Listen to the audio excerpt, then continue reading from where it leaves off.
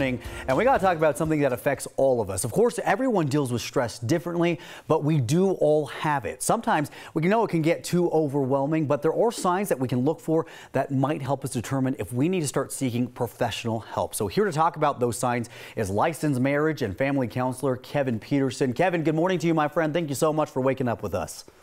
Good morning to you, sir. Thanks for having me on. I appreciate it. So let's talk about the fact that there is so much stress coming from all different directions on everybody right now. Is this resurgence of COVID, that this Delta variant, is that might be heightening a lot of the stress?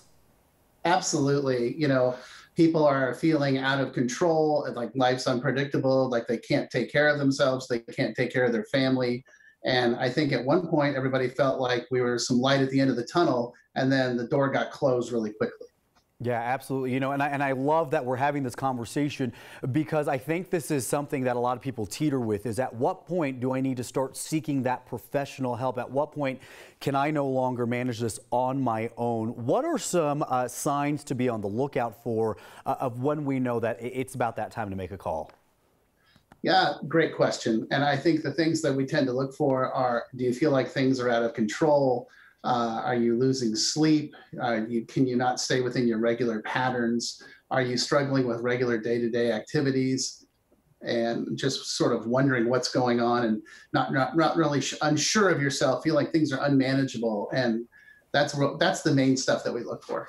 I think there's also a lot of hesitancy that I hear on my end. I advocate that I believe everybody should absolutely have a therapist. I unfortunately know that it's not always affordable for everybody, and I'd like to see that happen more. But for the people that they do have access to this, but they're kind of hesitant to go see one, what can they expect in therapy? Can we kind of start to break down that stigma by easing them into this? Absolutely. It's going to therapy is not an admission of anything. What you're really saying is, I need some help. Things are kind of outside of my scope. I'm not sure what to do. And I've tried all the regular stuff and nothing's working. So I just want to talk to somebody about what's going on and have someone that's going to hear me out. A great therapist listens. Yeah. And just. Oh, absolutely. Sorry, I didn't mean to interrupt you there. You can continue.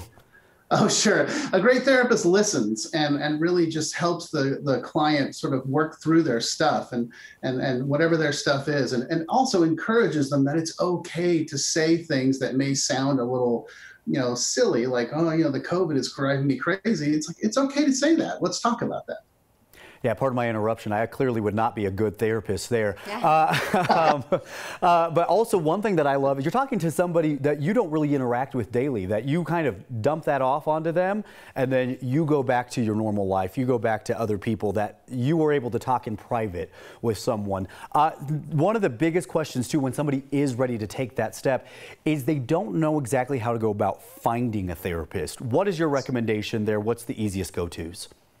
Well, the things that I always tell people are, ask your friends and your family, because I guarantee you're not the only one.